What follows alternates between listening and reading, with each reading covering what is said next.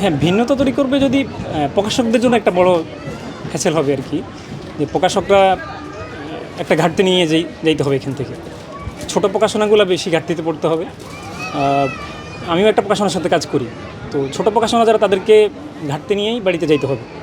কারণ রমজান রোজা রেখে মানুষ বই কিনতে আসাটা খুব, এটা তো মানে অনেক বেশি আশা হয়ে যায়। তারপরেও বই ভাষার মাসে বইমেলা হচ্ছে, এটাই মানুষের প্রত্যাশা পূর্ণ হবে। আশা করা যায় যে মোটামুটি একটা কিছু নিয়ে বাড়িতে যাওয়া যাবে আর কি, হয়তো।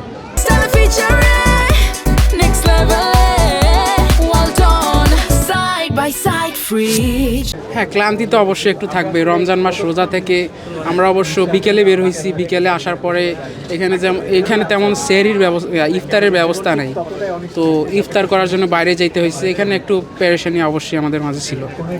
পাঠক সমাগম এখন পর্যন্ত তেমন শুরু হয় না, যেহেতু দু একদিন শুরু হলো কেবল বইমেলাটা, তো আশা করছি আর কিছুদিনের মধ্যে পাঠক সমাগমের আগমন শুরু হবে।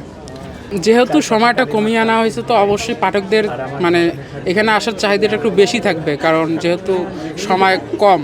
আগে যেহেতু সময়টা বেশি ছিল, অনেকে সারা মাস ব্যাপী মানে যাতায়াত করেছে, বইমেলায় আসছে, ঘুরছে।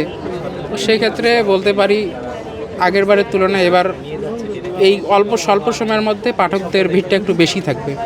একটু ডিফারেন্ট তো অবশ্যই লাগবে, যেহেতু রমজানে একটা অনেক রোজা রেখে ক্লান্ত হয়ে যায় বা লেখে যায়। তবে যারা প্রকৃত অর্থে বই পড়ে, বইমেলাকে ভালোবাসে বা করে, তো সেক্ষেত্রে মনে হয় না যে খুব একটা ইম্প্যাক্ট পড়বে। যারা বই অবশ্য পড়বে তারা অবশ্যই আসবে আমার কাছে মনে হয়।